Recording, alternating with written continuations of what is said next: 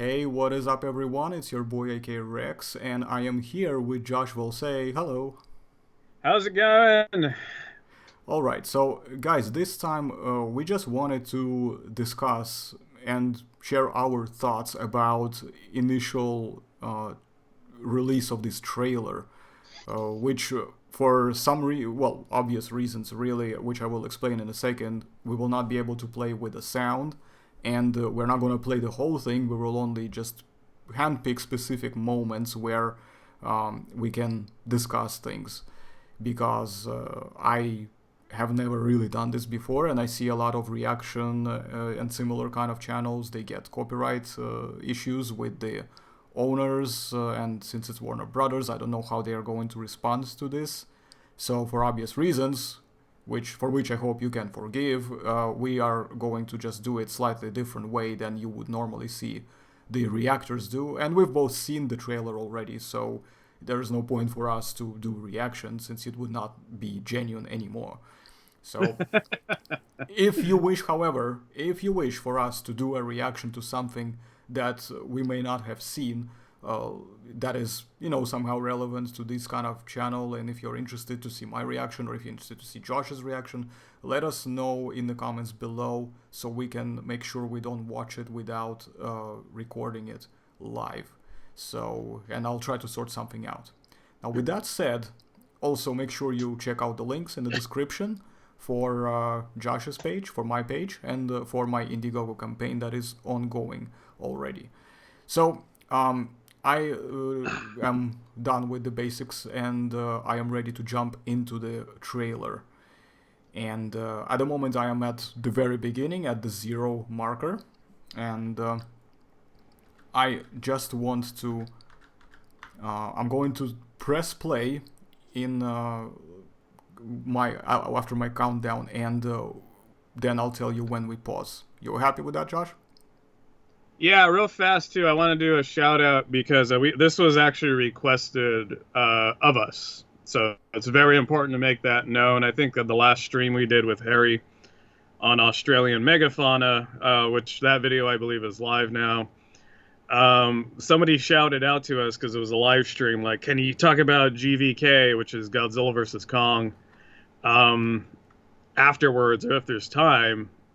And I think you noted it in the chat. I think we were just going into the paleontology at the time, but this was a request. I believe this is specifically from Mr. Vigilant. I think he's one of the moderators in the chat. He's one of the mods in the chat, and he's also one of the mods in my server. So yeah, that was him. And of course, sorry that we didn't tend to it that time. We just kind of already were going a little bit long in time, and we just thought maybe it might be better to discuss this in a separate dedicated video. And besides, both me and Josh are Monsterverse guys, so I thought, Yeah. what better way to do it. And Josh came up with an idea later as well and said, hey, why don't we just do a video about that? And I'm like, yeah, it was actually very short notice, and we both just literally sat down and decided to do it. So Yeah, there it is. So definitely shout out to him. We like to give the people what they want, so this is a request, a discussion about the Godzilla vs. Kong trailer, not so much a reaction, because like Arson said, content creators are getting a little harder to make content on YouTube, so we try what we can. So yeah, I'm ready. I'm ready if you're ready. Let's do this. Okay, so 3, 2, 1, press. Ooh, those are Yeah. buildings exploding. Right, okay, so pause. I've got something that I don't know if you have noticed, but I'm pretty sure you would have known about this. But if you go to the marker 003, literally the 3rd second. Oh yeah, no. Well, I mean, What do you think about that? There's definitely spoilers. Like there's verified spoilers. So I don't know if you want to do spoilers right off the bat, or if you want to wait to watch the whole thing and just kind of give our general thoughts on it. I mean, to be honest, I think let's go as we go along, just to kind of pause in between, because it's also apparently it's safer to do it that way as well than just playing the whole thing in a row. So let's just go with this, and Yeah, go ahead now. It's fine. Just share your thoughts. Okay, so I'll put uh, the title. I'll put it in the title that it yeah, contains potential spoilers. big spoiler warnings, guys. Big spoiler. All right. So everybody's been speculating about what happens like within the first 3 seconds. So it's that shot that you see of this cloud with red lights that is surfing over the crowd. Um, so that's actually been verified. That's not speculation. That's actually been verified. I think it's been verified since last year from Toy Fair because those of you guys that do know, I worked with the Godzilla license through my company. The last film we worked on was King of the Monsters, and then we did not work on the license for Godzilla this movie. So I'm free to talk about this, or else if I was under an NDA, I would not be able to talk about this. But it's been circulating online for a while. So last Toy Fair, they did reveal that Mechagodzilla, that's the big baddie, is a part of the film and is definitely a part of the toy line. And usually I don't take toys at their face value for movie spoilers. But then I saw something very ridiculous in the toy line, and sure enough, it's in the movie. So I'm like, well, if they threw that thing in there, then Mechagodzilla is the least ridiculous thing that I saw in the toys. So yeah, everything that everybody's speculating, like, oh, I think I saw Mechagodzilla. Like, yes, that is Mechagodzilla. He is in the film.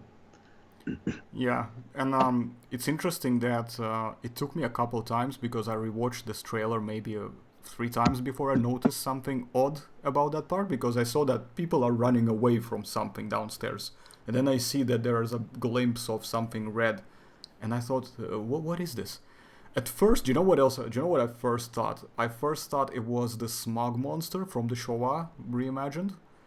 That Oh, was that would my have been cool. origin. It would have been cool, actually. Yeah, too. I mean, I'm hoping they're going to incorporate it later if the MonsterVerse, survives everything, and which I hope it does.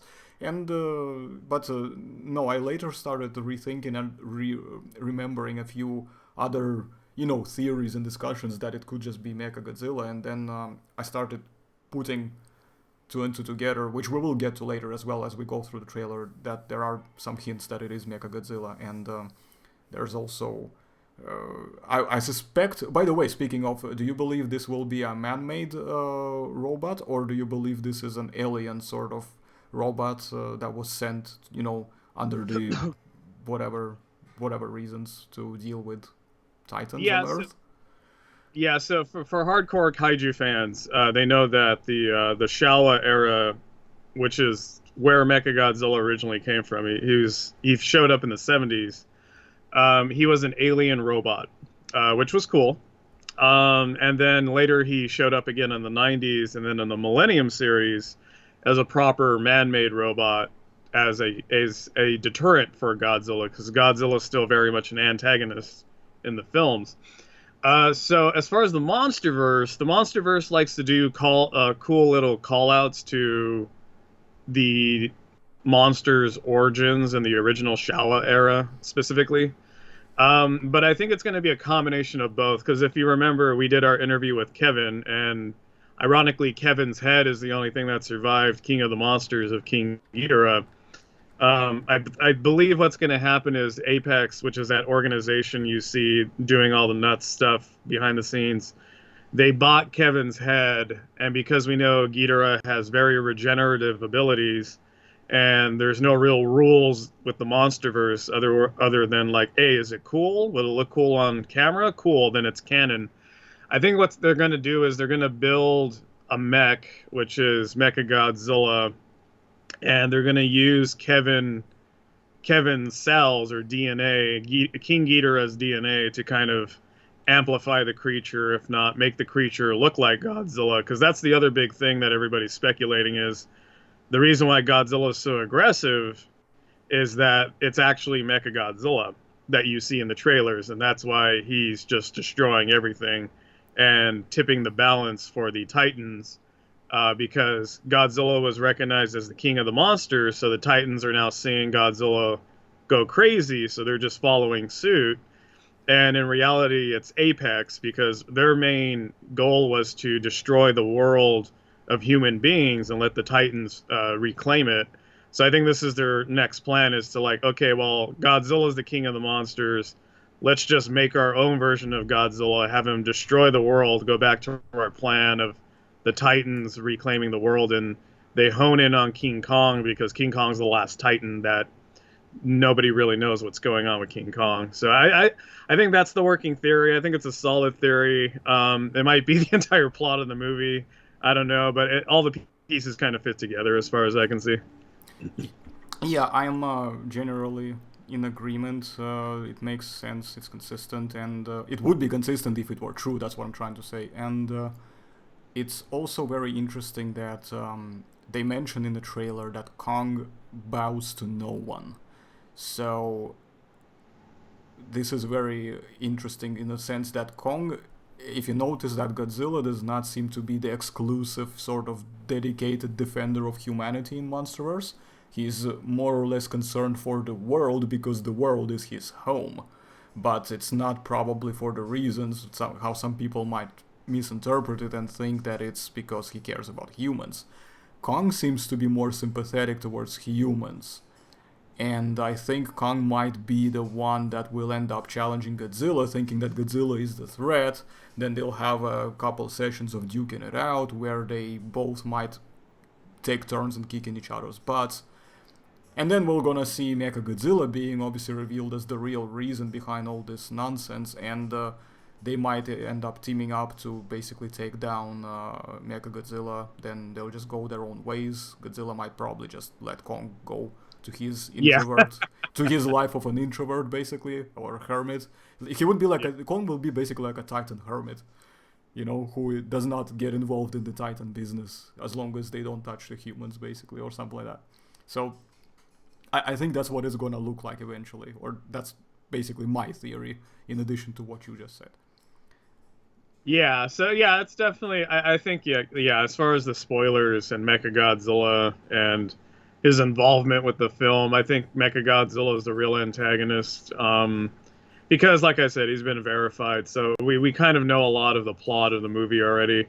But it'll be interesting to see how it all ties together. Okay, so let's press play again and see where else it might be interesting to stop and discuss more. Maybe some cool shots that we might see, which I know there will be some really beautiful shots, but we'll get to that in a second. So, Are you... So, we are on the 3rd second right now, and let's press play in 3, 2, 1. Okay, so they're running away. Keep running away. Helicopters. The ocean breeze. Yeah, there's a title screen. Some hot chick looking out of the window, and we have the Kong. Yeah, that's the classic King Kong and chain shot. There's Andy Skarsgård. Yep. Is it Andy? I don't know. I forget the actor's name. Yeah, I don't remember him either. Yeah, more child actor. That's the thing. These movies are gonna have tons of children, so. Yeah, we know they're not gonna die. Yeah, right. The invincible children characters. 100%. It's like kids are literally next level of immortality. Yeah, here's your Disney moment. I'm glad I have subtitles on, by the way. That's gonna be very useful. Nice. Godzilla's pissed. He's not a fan of Disney. Right. So, so here's some interesting stuff. So you can see, like, clearly Godzilla's the end, because he's attacking the army.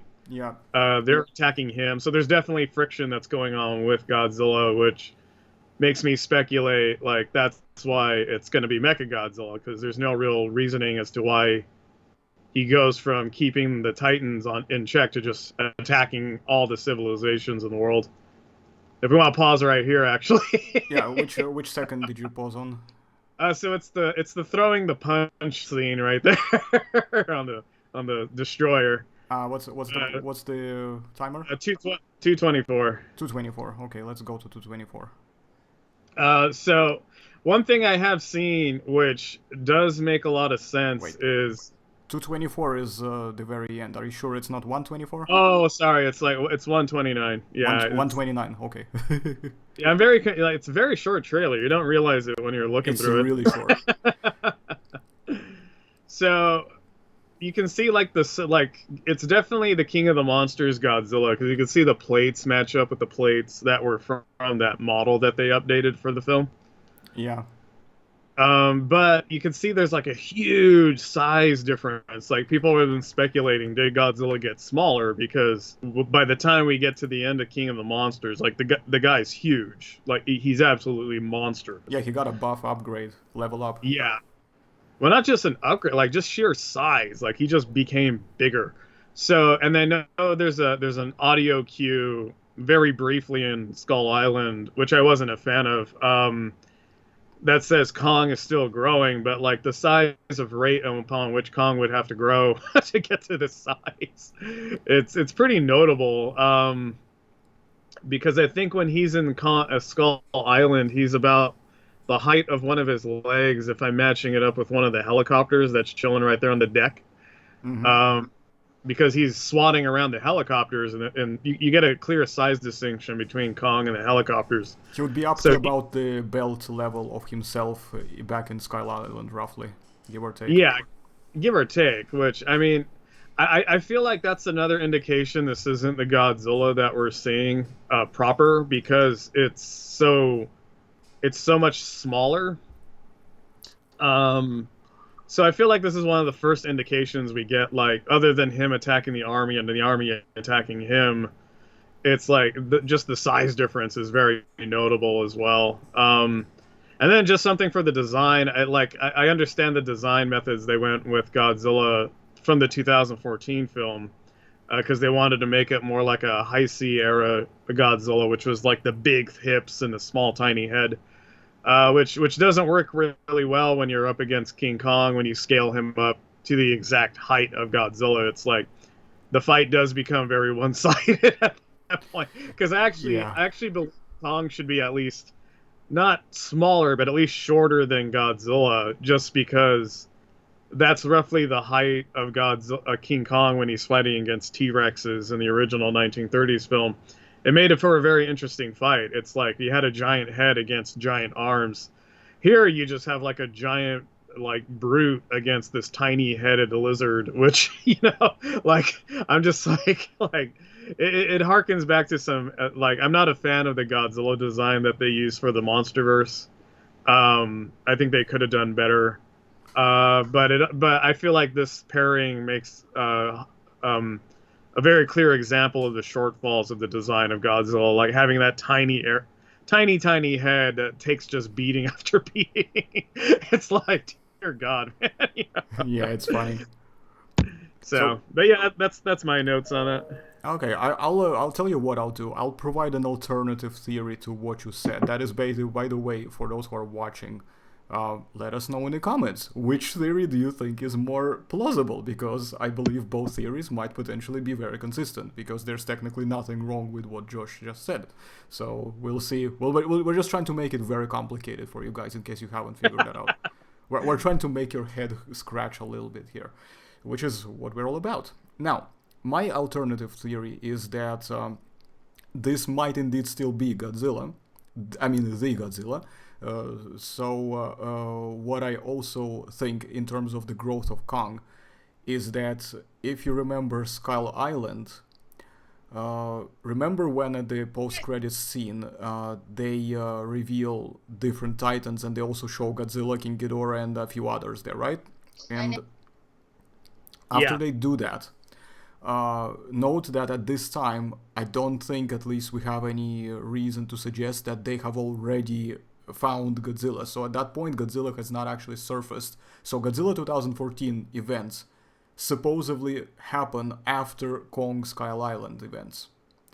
So, which means that Kong would have had a bit of time, which we don't know how long it has been, by the way, but a bit more time maybe to grow. And then of course we wait out the 2014 events. Then of course there is, in case people are not aware, although technically it's just like a filler, it's not really something that I would consider to be 100% canon, because in terms of people who only watch the movies, they will only look at what the movies show you.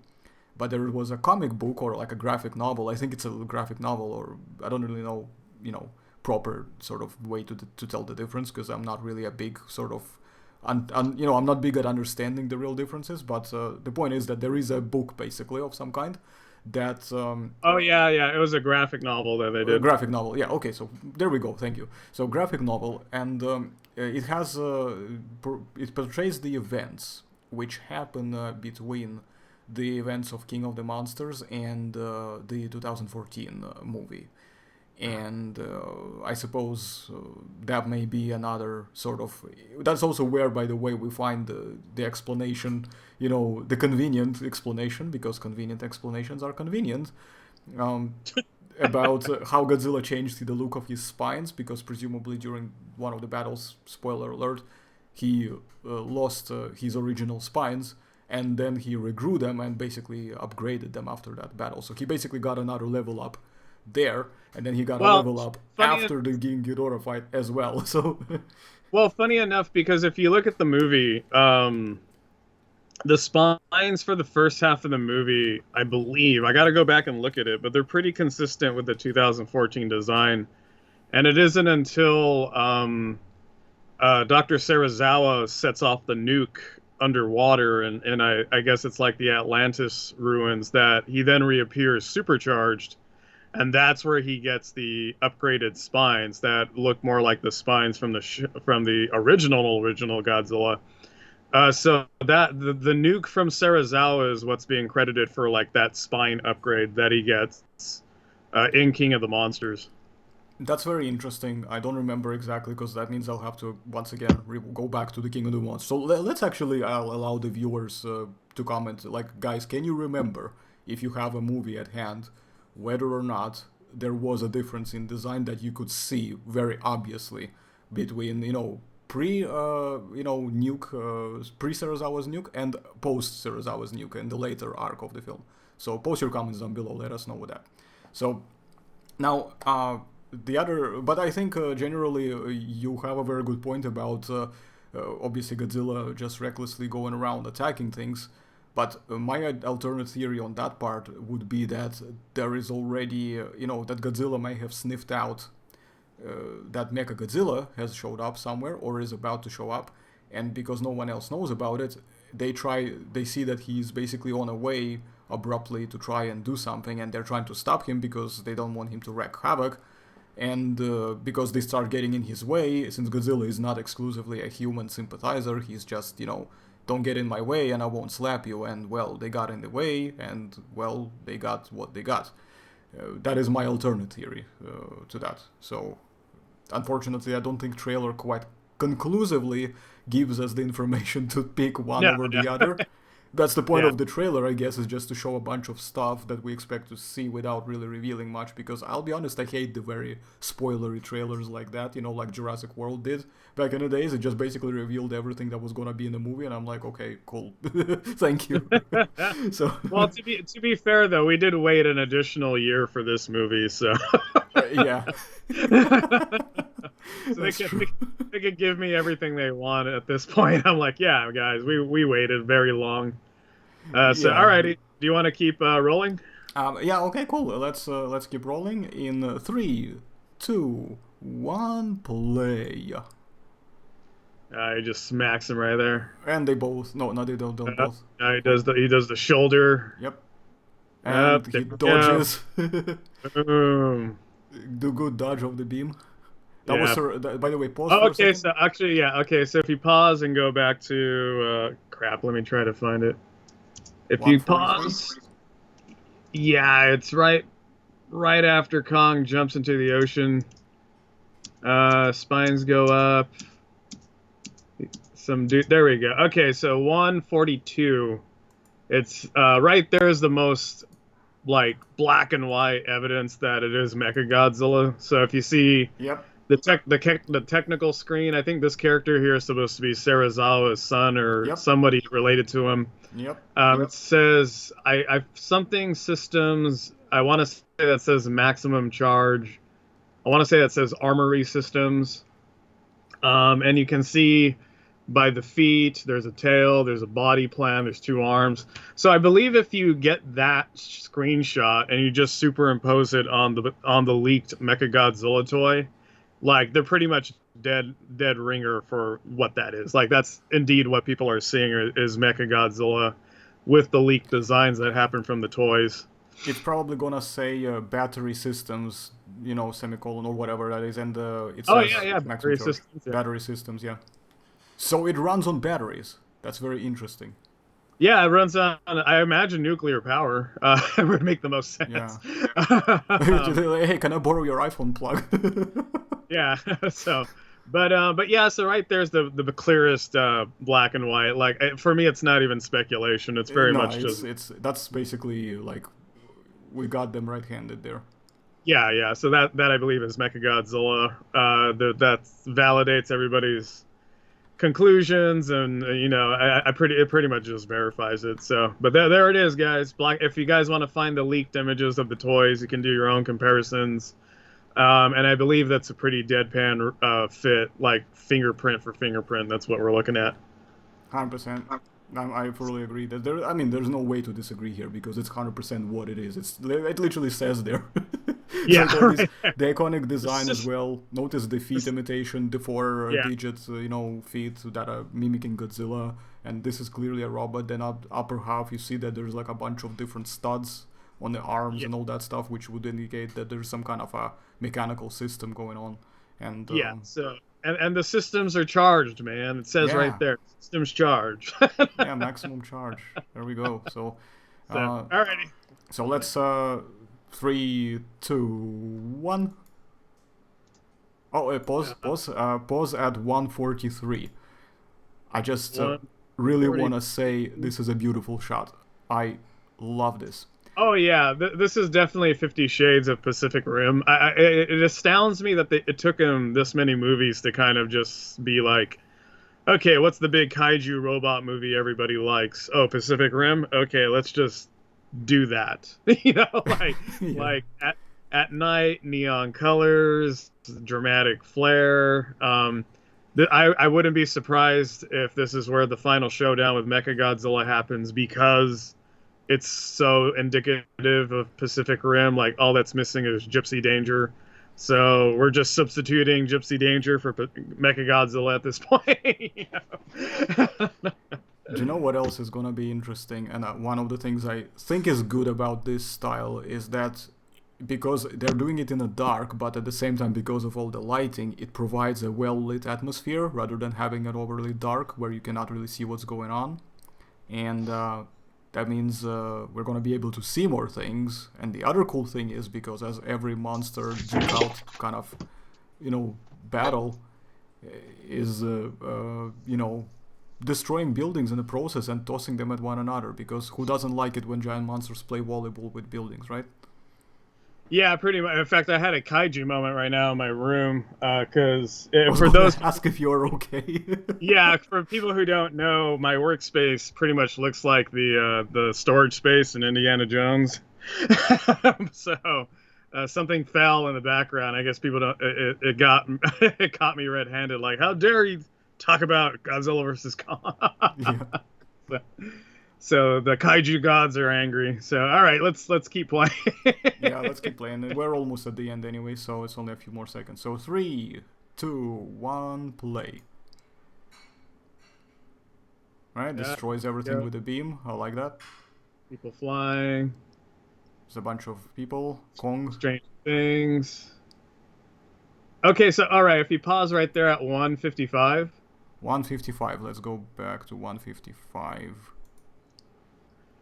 Okay, so don't quote me on this, but this might be the one Easter egg I haven't seen talked about a lot. If you see the little ship in the background behind Oh, Kong, wait, is it at 155 you say? Because at 155 I have the arm print.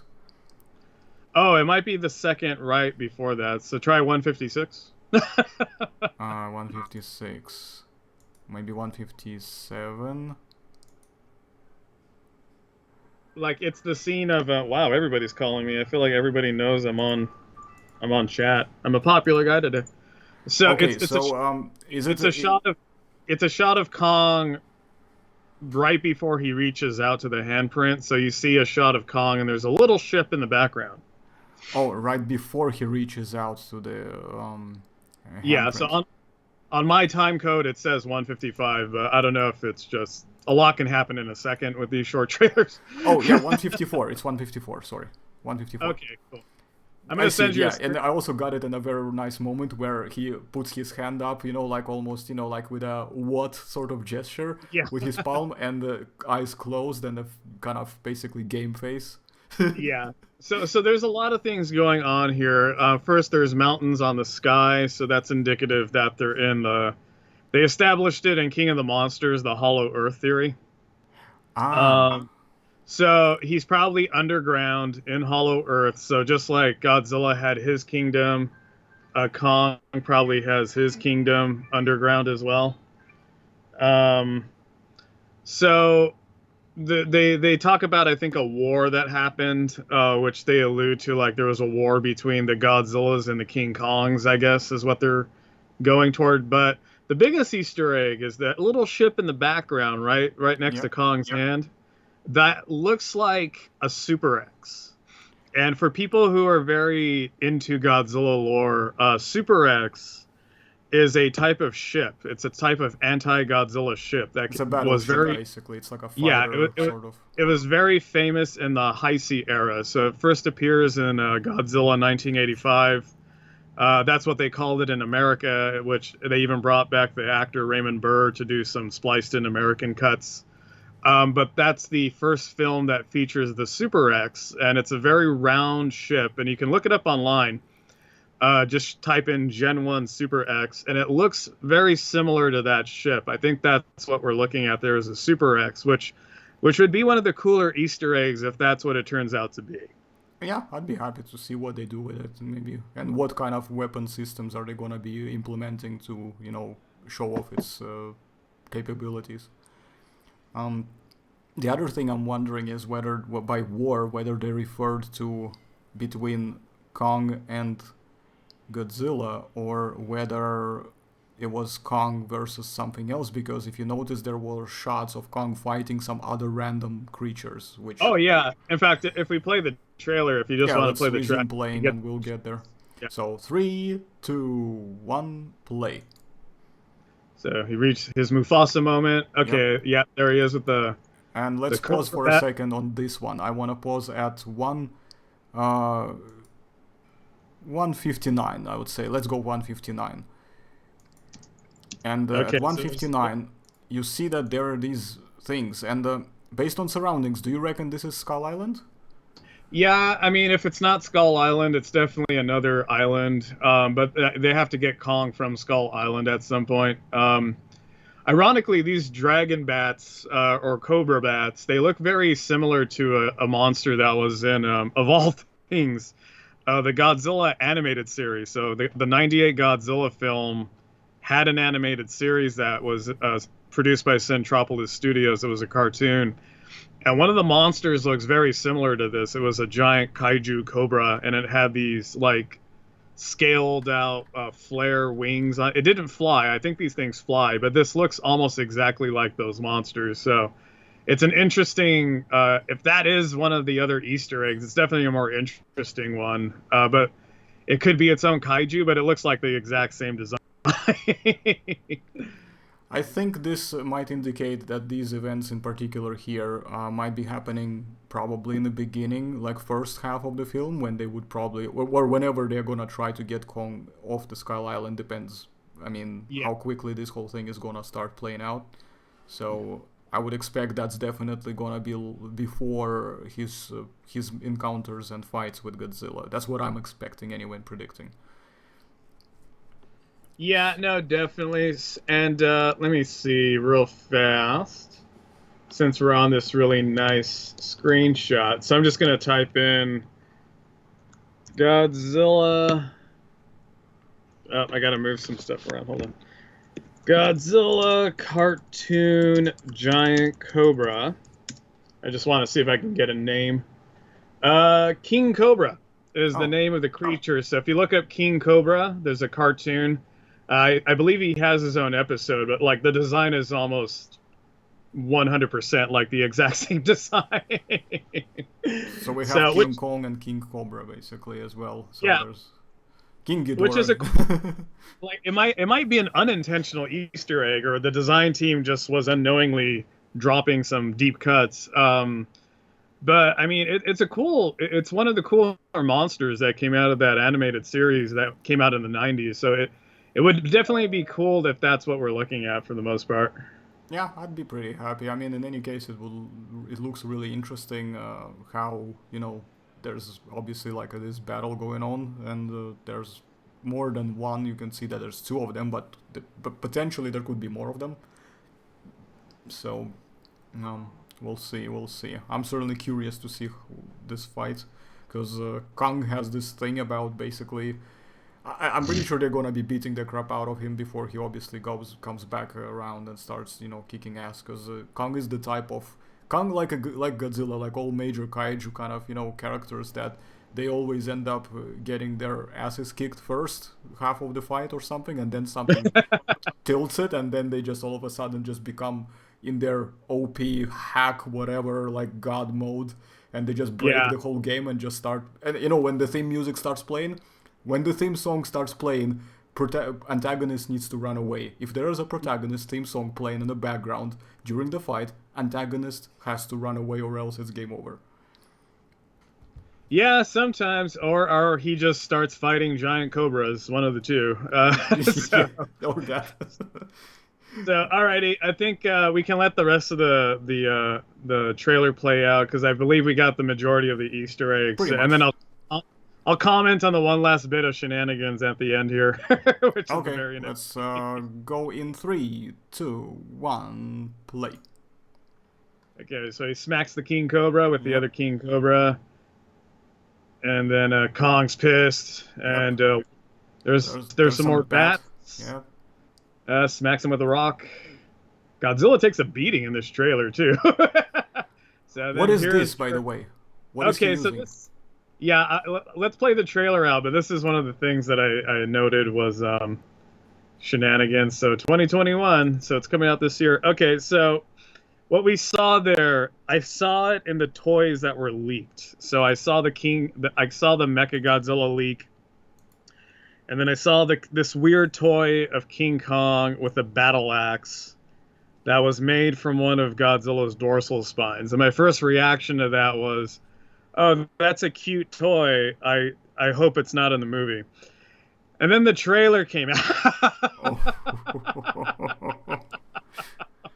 And sure enough, right after he beats up the cobras, there's this like Thor moment where he's in. I believe that whole scene he's in Hollow Earth and he's standing in the blue flames. I think the wide shot you can actually see it's a little bit of an outline of a Godzilla type character, not Godzilla proper, but a Godzilla that was around. And I think that's where so King Kong has this whole Thor moment, if you will, where he has to look for his magic axe, just like just like Thor had to look for his magic hammer. King Kong finds his magic axe. This is the theory I'm going with. In Hollow Earth, because they speak of a war.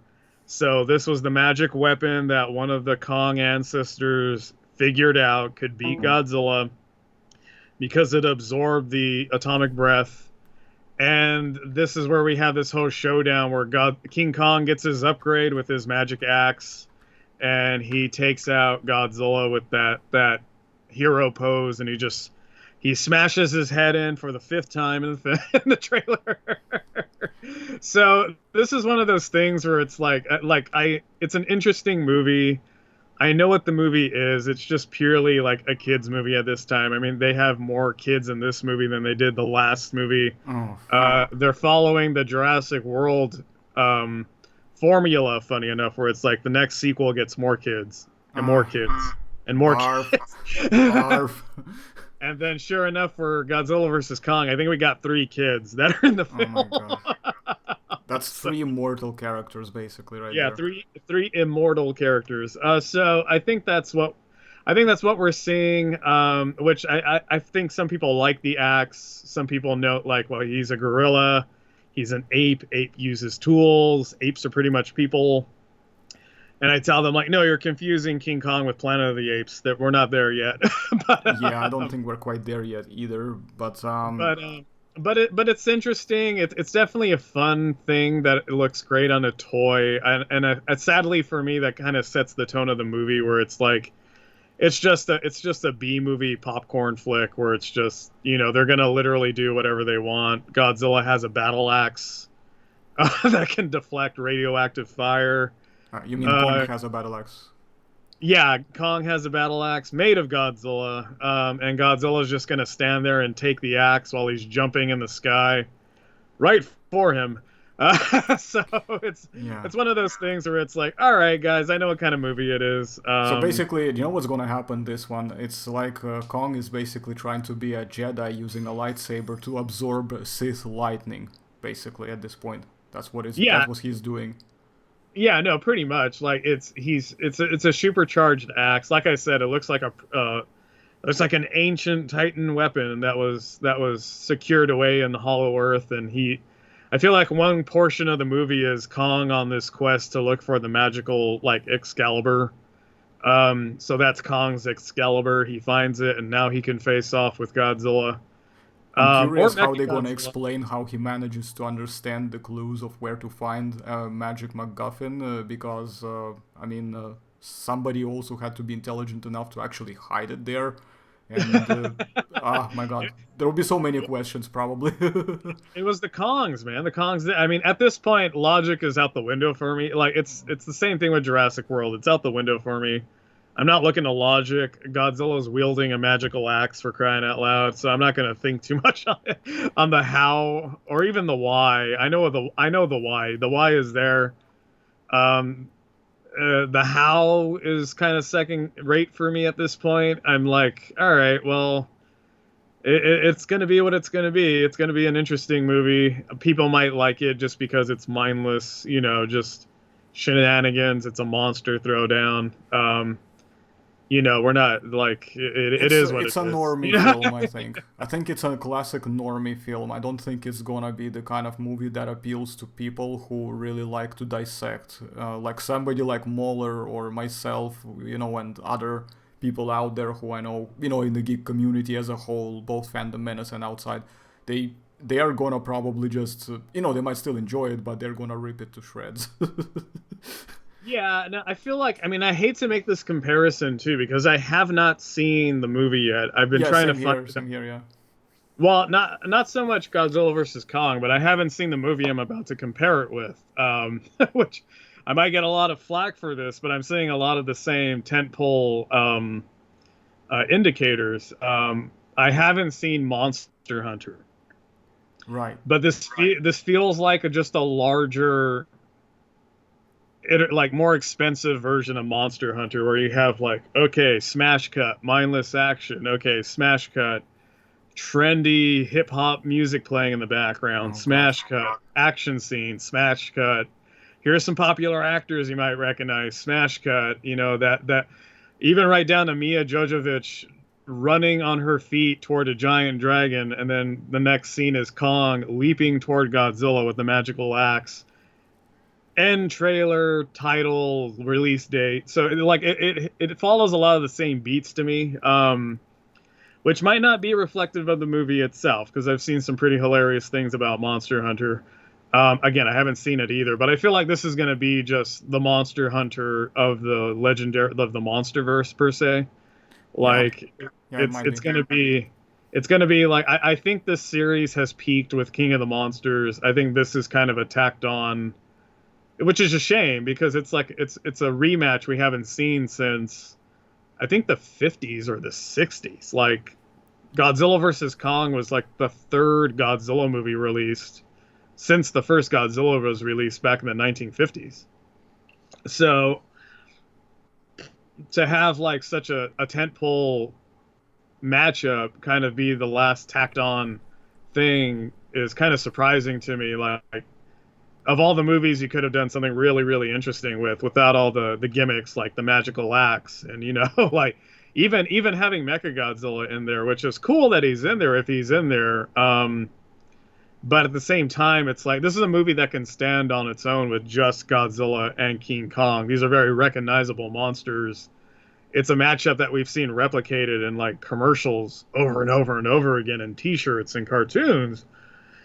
So to have it kind of like cheesed up in such a way is kind of a kind of a turnoff for me. I won't judge it all the way till I see the movie, but the way Hollywood's been, every time I see in a trailer and I get a feeling for a film, I'm kind of pretty dead on with when I see the film. I'm like, okay, it was pretty much what the trailer kind of gave me.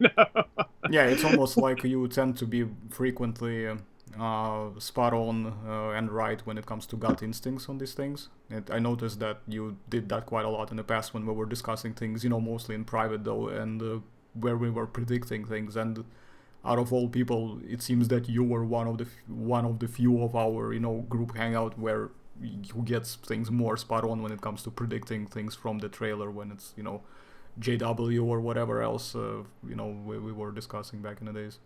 So, Yeah. No, and not only that, but it also it's not fair because I'm like one of the few guys in our group I think that has worked in Hollywood. Yeah. And that's not me patting myself in the back, actually. That's me kind of showing all the battle scars that I have. Yeah. Like, that's like saying, like, yeah, it's one of the few guys in our group that fought in the Vietnam War. Like Hollywood is like working in a war. But it's a bit like this. It's a bit like this.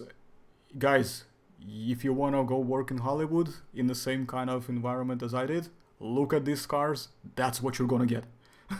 Yeah, look at this missing eye. But I mean, when you work in that kind of environment, you get exposed to things like marketing, you get exposed to things like sales, you get exposed to things like too many cooks in the kitchen, producer faux pas, rewrites.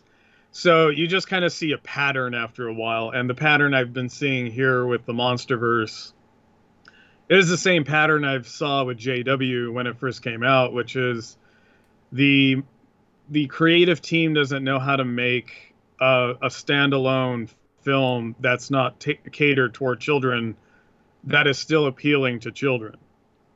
And they did it with JW, where it's like I even said like it's just going to become a kids film, and sure enough, it became like we have Camp Cretaceous. It's pretty much. I wouldn't doubt if once these movies wrap up, the next big project will be like, oh, what if we do a live action version of Camp Cretaceous? Like I guarantee you that's where they're going to want to go. And with the Monsterverse, it's kind of the same thing where it's like we have giant monsters, we don't know how to sell them, or we don't know the right creative hands to give this to, and it just starts devolving into like a children's type of movie, which it doesn't need to be to appeal to children. We had a whole discussion about that, but we can already see like the kid count from every movie film to film has risen substantially.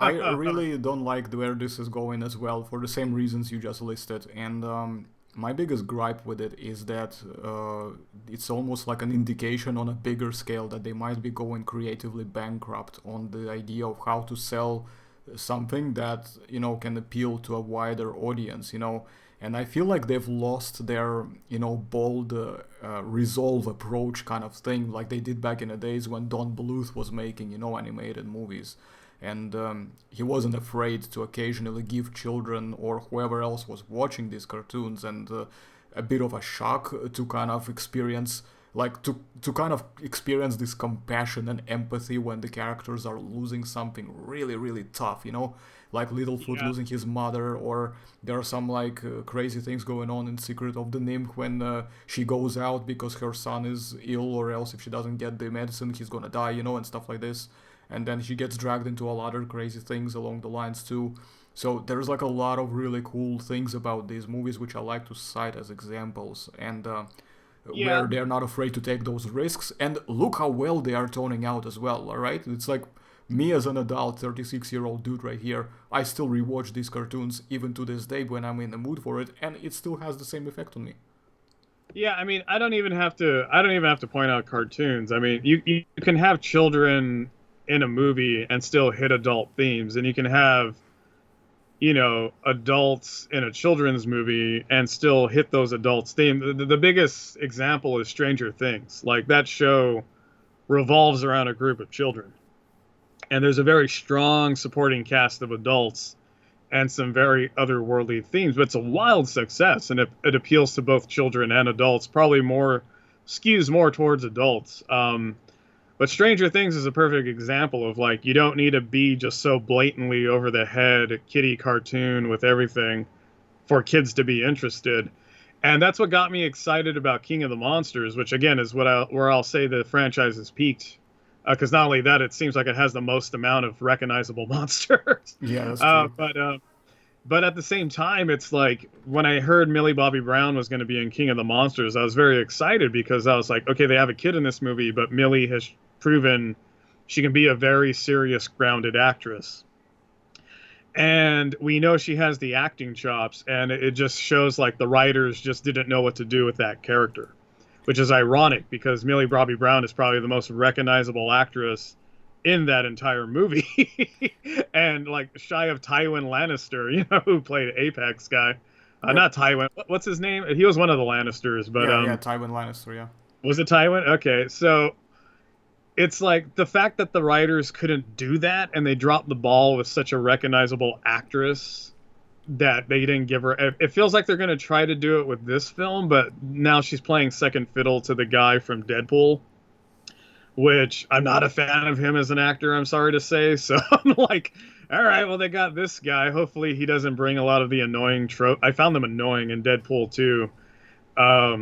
His mannerisms. Hopefully they tone him down and they let Millie just kind of take the spotlight that she needs to be. But it doesn't look like it's going to be that with this movie. It looks like it's pretty much just like, hey, we're the van of kids. We're going to go on an adventure and we're going to go save Kong or something, or short wire Mechagodzilla, whatever the kids are going to do. It's going to take a substantial amount of plot, along with this whole quest for Kong to find the magic hammer, and then the final reveal of Mechagodzilla. So I feel like those are going to be the main 10-point pulls of this film. And I don't know how it's going to hit me. I'm not as excited as a lot of people, because I feel like a lot of people have actually charged their reaction to this because this movie was delayed for so long. So it's just that sense of like, we waited so long, we're gonna be happy with anything. It's gonna be like basically not quite like that, but the effect, not quite to the same strength of the effect like Jurassic World got, because it had 14 years in the making or whatever. But yeah, it's just basically the same thing, but slightly toned down. Pretty much, it's going to generate the initial hype, and then of course after people, let's just say, take off their pink glasses, they will probably just start reassessing their position on the idea. But I will say something else. It might actually turn out to be good, because we don't know yet. It might turn out to be a good movie, but let's just say experience so far tells me that chances of that are, let's just say, slimmer than they once have been. Yeah, yeah, I feel like that's where you can. That's like been my whole outlook, post 2020 and even pre 2020. Right now we're in 2021, but this year just did such a number on all of us. Like the inner child in me wants to hope, but the realist in me has been beaten into the current form I'm in. So it's like I want this movie to be successful. I do.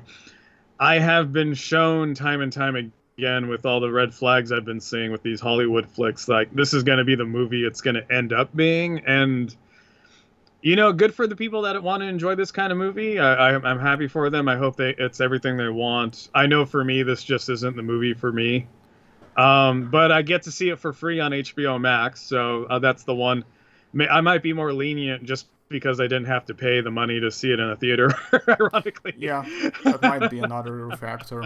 And the other thing I wanted to say is that even if I don't end up liking the film, or make it, or if it doesn't make me feel like it stands out in a kind of grand scheme of things, I would want it to succeed, just so that maybe they can make another MonsterVerse movie that might potentially pick up the pace a bit more in terms of the strength, so that if they are actually gonna be able to, draw the right conclusions from the reception of the audience, then they could potentially give us a bit more, so that, you know, it eventually kind of is going to lead up to this almost end game scenario where we're gonna have like a full-on all-out, you know, rumble of different monsters that have made it to that date, and it will be like, you know, where everybody, it's almost gonna be like in the spirits of Godzilla versus Destroyer, where everybody is basically gonna eventually die, and Godzilla's gonna be the last one standing, who's just gonna be on his last breath and be like, ah, and bye bye. And that's gonna be the age of monsters, potentially, if they were gonna, you know, wrap it up in a conclusion. And I'm a strong believer and supporter of the idea that every universe has to have its beginning and it has to have its conclusion. I do not like it when they leave things too open-ended. I like eventually to see a conclusion to the product because it feels more complete to me. And then, yeah, I think that would be something I would be very much on board with. That's just how I see it. And we have yet to see how many in-betweeners they would put, you know, before this happens, if it ever happens. So, yeah, I'll say. I mean, again, because I've worked in Hollywood, so I can see I follow a lot of Hollywood news still, because I have a lot of friends that still work in the industry. Can we quickly when you said friends, can we quickly do a shout out to Richard Dorton? Hi. Yeah, shout out to Kevin. I'll hail Kevin. Yes. If you guys haven't checked out that interview, definitely click on it and check it out. I will say this movie would be 100 times better if it had 100% more Kevin. So we'll see how that goes. but I will say that with the politics surrounding Hollywood and how COVID-19 has kind of shaped the industry with the lockdowns, there was a lot of friction that happened between Legendary Pictures and Warner Brothers, because Warner Brothers was originally going to release it as a streaming format. Legendary balked. There was a lawsuit that went down. Now they did a compromise because they saw a dual theater / stream format seems to be the best format for people who want to risk their lives and see it in theaters. Good on ya. I won't be doing that for Godzilla vs. Kong. I like to stay healthy. But because of that lawsuit and because of the friction that happened, this looks like it's probably going to be the last installment in the Legendary verse. Because people forget King Kong is actually a Universal property. So yeah. King Kong is on loan to Legendary, which is how we even got Godzilla vs. Kong. So technically, Universal lent those rights to Legendary, who is doing films for Warner Brothers, and now Legendary is kind of breaking ties with Warner Brothers. So depending on what Legendary wants to do, either it'll stay with Warner Brothers and we do get more Monsterverse, or Legendary cuts ties and goes to Universal, and then we might actually get more King Kong movies. But as far as the combined Legendary verse, I think this might be the last film we get, to be honest. I have a theory coming on this then. So basically what this means is that, let's say they stay with Warner Bros. Then that means that if for Kong to be able to continue to appear in this Monsterverse, they would have to continue to basically renting it from Universal, which I'm pretty sure is going to be pretty damn expensive, as it is, and you know, add a very, very unhealthy chunk to the budget, I'm predicting. So let's say if they were to have to drop their expenses to potentially make better profit, they would have to kill Kong. But if they cut the ties, you know, with the Warner Bros. And go over to Universal, that means they would either have to rent Godzilla to be able to make, you know, appearances, or they would have to find a way. But well, you know, this is a funny one because it's a bit of a, you know, kind of very murky, kind of muddy water situation, because they cannot kill Godzilla because that's just gonna kill the Monsterverse already at that point. If Godzilla dies, it's game over. Let's just be real, it's not gonna do anything, you know, good for the future of this universe, because it rests pretty much on the Godzilla being the flagman or monster character of this thing. He's the flagship character. He's the flagship character. He cannot die here. if Kong dies, then that's gonna be a lot of pissed off Kong fans who are just gonna be like, ah, yeah, fuck it, we're getting out of here, and that's already a big chunk. So obviously, Mechagodzilla here being the compromise is the way to go. So I'm suspecting, and this is where I want to make some predictions, that neither Kong nor Godzilla will actually die in this movie. I think both of them will end up very much alive. Oh yeah, no, they're definitely going to team up. They're going to do a little head nod, go their separate ways. You know, you can almost write it verbatim, because we've seen it so many times on so many movies where you have like two alpha male characters that have to come to an understanding and take down a mutual foe. I mean, that's a tale as old as time itself. But I will say, just from a legal standpoint, because if you notice, a lot of movies that were going to be released in 2020 are being pushed to 2022, because we're already on 2021. And the reason that is because no movies have been in filming. They have no movies slated for 20. These are studios across the board, don't have movies slated for 2022, when the pandemic will hopefully be under wraps and everybody gets vaccinated. So what we're going to see is a push. Whatever doesn't get released in 2021 is going to get pushed into 2022, while filming resumes on projects in 2022 for whatever studios remain still alive. And then a new movie might not even hit theaters till 2023, 2024. So we're looking at a huge pushback for movie development down the pipeline, because I believe like Sony's already pushing back like their Mobius movie to 2022, and Sony's working hard to do their own Spider-Man universe with their IP. So Universal might be sitting on that and saying like, okay, well, King Kong's valid again thanks to Godzilla vs. Kong. We're going to pull our license and we're just going to start making Universal monster movies again, and do a proper King Kong film. So that's what kind of makes me like just look at this from a realistic studio. Like, these are studio politics. This is how the studio works. They don't really care about content. They care about numbers, figures, movie output, how many theater seats, how many streaming revenues can they substitute. Yeah, Universal. It's basically a business. I mean, it's a business. Yeah, it's pretty much a dollar and cents business. And I can see them kind of doing that, where it's like, okay, Kong is relevant now. Depending on the success or the failure of Godzilla vs. Kong, either the MonsterVerse ends with Godzilla vs. Kong and Legendary pulls the plug and goes back to Universal, or Godzilla vs. Kong is successful, Legendary still pulls the plug, Warner Brothers tries to do the production on them, but Legendary still goes back to Universal, in which case we won't get any more King Kong versus Godzilla movies. That's the two realistic ways I see it going down. I will be very surprised if they are able to work it out, being once the country reopens, everybody might be desperate to be making a movie and they just don't want to negotiate the contracts.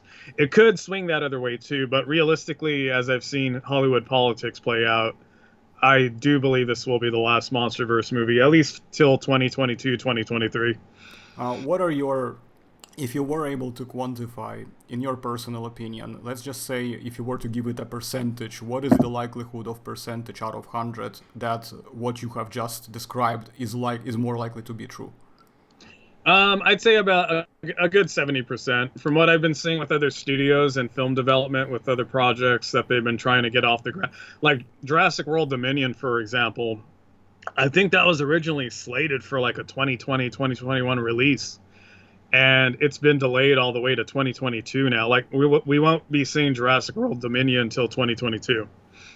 And that's because the studios are desperate to have movie releases, proper theatrical movie releases, when the world reopens. So, and nobody has any movies that were made for 2022. Everything was made for 2020, 2021.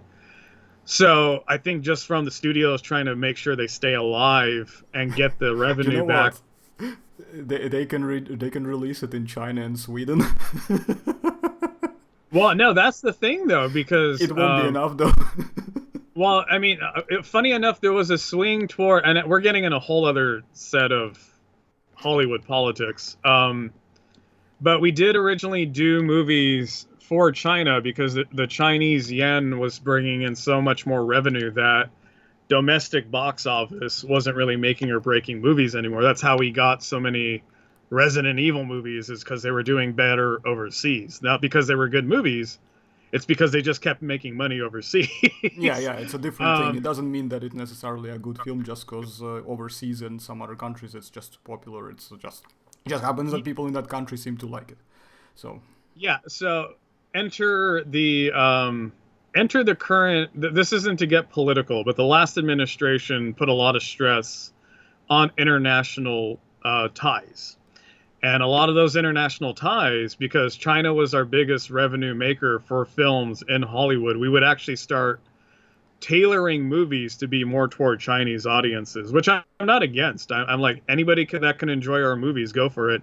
But because there was an embargo on Chinese goods, and then the further bad feedback of the pandemic originating in China, Chinese audiences have not been kind to our film releases. Like Mulan actually tanked, and they were counting on a very big turnout with Chinese audiences for Mulan. It did terribly, and that was before the pandemic. No, wait, or during the pandemic? no, It's it all. was during the. It was during the thing. pandemic, Yeah, it was right? during, Yeah. It's all a blur. So, and then they released a few other films catering to international releases in China. And China's been very vocal about, like, no, we're not playing this game anymore. Like, we're just not interested in American movies currently. Not only that, but China, India, even the UK, they have their own studios to make their own movies. So they're investing more in their own domestic box office than our domestic box office. So our domestic box office is now pretty much the lifeblood of Hollywood films, and if they go forward or not. Now, how that ties into Kong versus Godzilla, I don't know. Yeah, Which I'm is not why, sure either. Yeah. yeah, which is why I believe it's going to be largely like a domestic revenue type of thing, because if you can't count on the Chinese box office, the people that made the Godzilla movies were counting on the Japanese box office, because Godzilla is a Japanese creation. Yeah. And the last movie to be released, King of the Monsters, I don't think performed that well in Japan. I think that was a lot of the disappointment with King of the Monsters was, even though it's the better film in my eyes in the entire series, it didn't do well internationally, and that's where it needed to do well. It needed to do well internationally in the box office to kind of pick up the slack for what it performed domestically. So it's one of those things where it's like it's tough, because we know the MonsterVerse isn't so much an international movie bank. It doesn't rake in international dollars. So again, it might be an issue where it's like Legendary and Warner Brothers might just be fed up with each other. Like, they might just see, like, listen, we gave it our best shot. We made the money we made. Kong versus Godzilla. Let's just get this over and done with, yeah. Yeah, pretty much. I feel like this movie got released just because, one, it was delayed for so long. And then, two, I think both studios are just desperate to kind of bank on the investment there. Because here's the thing people don't know. Warner Brothers is only a producer. They only release the movies. Legendary takes on a lot of the risks for the initial investment. So this is a Legendary funded movie that's released by Warner Brothers. And the reason the lawsuit happened was Warner Brothers wanted to stream it, which would minimize the revenue feedback and would have left Legendary with the bill for the movie, while Warner Brothers raked in all the money for the profits from the streaming revenue. That's why they went to court. So their compromise was, let's do a dual theatrical streaming release so Legendary can at least make back some revenue for funding the movie. Here's where the issue happens. I believe the most successfully released theatrical / stream movie hasn't been that much. I think it's been under 200 million since COVID hit for any theatrical release.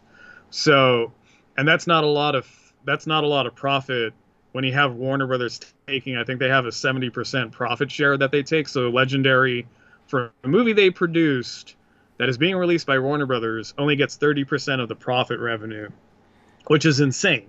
Yeah, it's insane. Uh, Yeah. um, but you think it's going to balance out because, like, well, if it does well in theaters, even 30% of, 300, 400 million, that's still enough of a profit for Legendary to stay in the black. Enter COVID, when you have a limited theatrical release, you're only getting X amount of percentage for that much money. I feel like Legendary just financially can't make these movies anymore. I think Legendary is going to be like, listen, we hold the licenses, we're going to defer them back to Toho, because it also costs money to keep a license. Mind Yep, you, it's it millions does, of yeah. dollars to keep a license. So I feel like we're going to defer the licenses to Toho, we're going to defer the licenses back to Universal. Warner Brothers, you want to keep making movies, it's on your dime, or out. Like, for me, the smartest thing for the studio to do would be that, considering the MonsterVerse. Like, financially, they just can't do it anymore. Yep. No, I mean, generally from what you said, I cannot find any points that I would question in terms of whether I predict anything differently. I would pretty much say everything makes sense, because obviously studio politics and box office politics, don't confuse them obviously with whether or not it's good entertainment or whether it's fun or not, and the content itself. We are just talking simply business and politics of the Hollywood itself.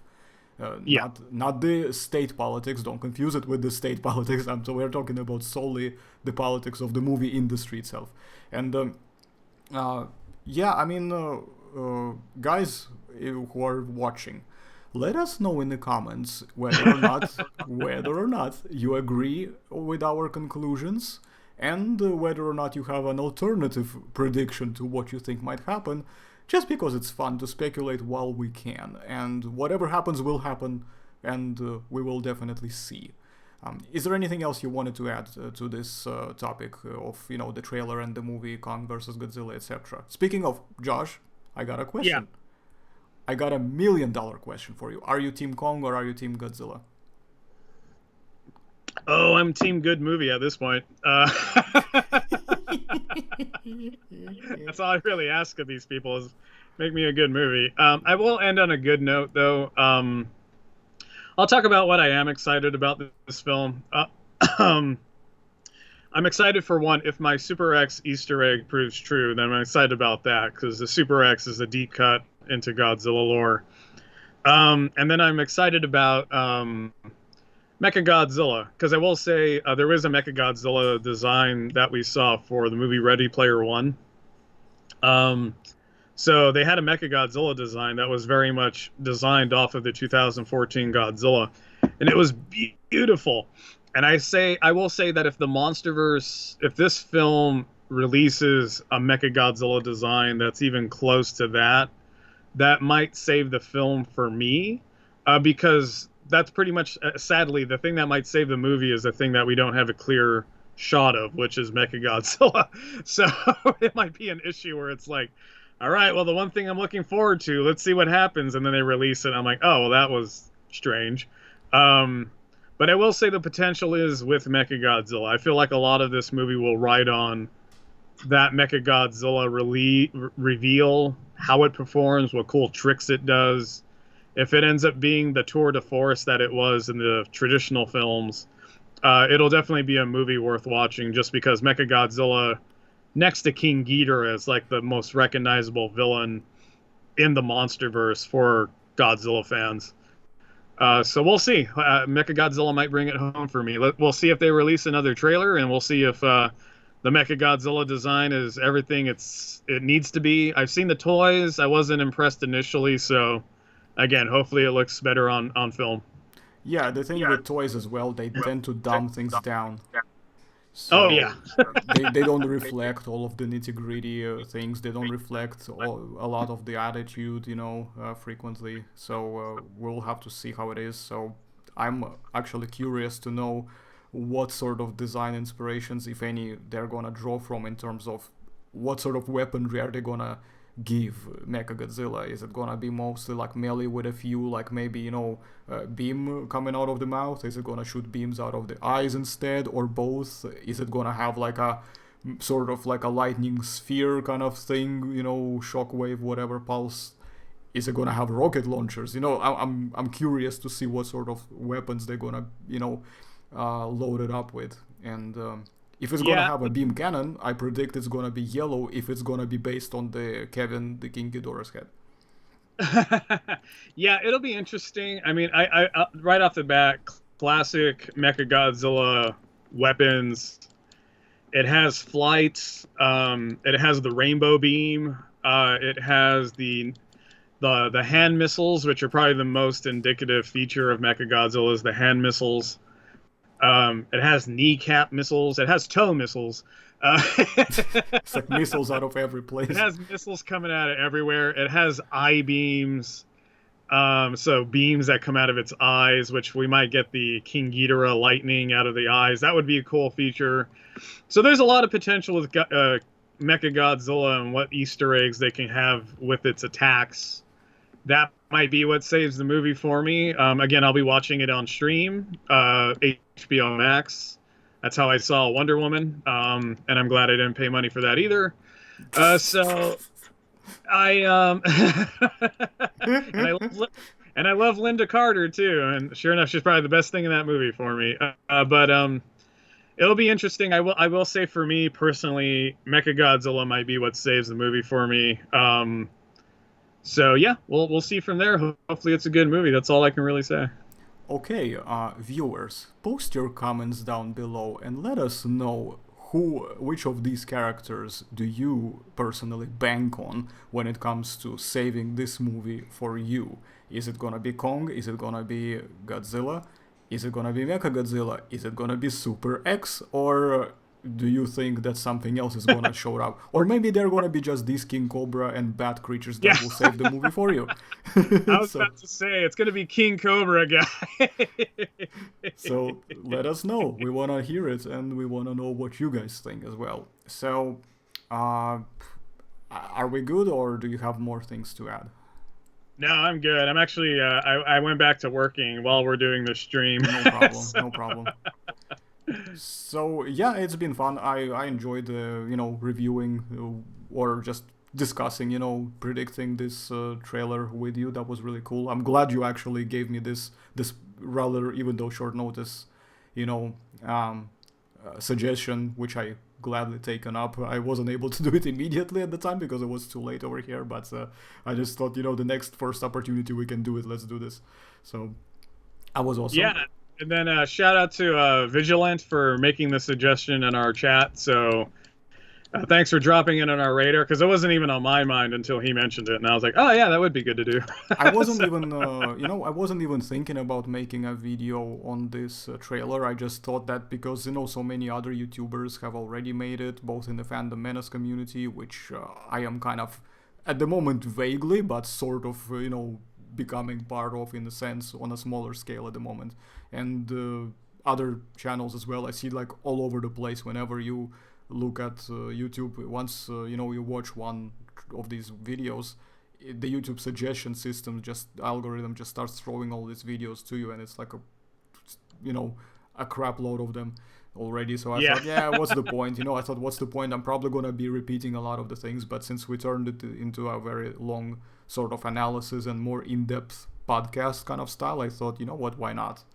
It might actually be interesting to do it, because some people like where it's short 10 minutes, reactions and views on it, very quick ones. Other people like to listen while they do their work in the background, which is partially what the kind of entertainment here that we provide. So each to their own. So,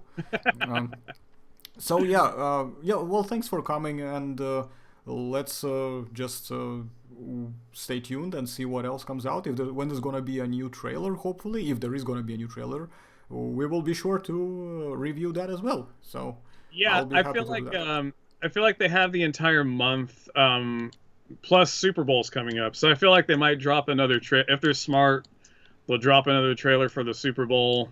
Keep an eye out for that, and then after that, it gets released in March. I believe March is the new date. The date for release has been a moving target. So if they stay true to the March release, we'll likely get a trailer for the Super Bowl, and then we can come back and see if any of our predictions came true. Yeah, 100%. And then, of course, that we can also review the movie. Maybe we can get more people here as well if you who are interested in watching and reviewing the movie with us. And we can just turn this into a really massive podcast, hangout, and discussion. And it will be another good excuse to grab drinks because I don't drink unless I do these kind of streams, live streams, proper. So there is that. Or how to quote Ian Malcolm, there it is. Okay, so guys, if you are new to the channel, make sure you press the like button and subscribe, and make sure you follow Josh Ballze on Jurassic on Instagram, and check out his Art by Josh Ballze page on Facebook.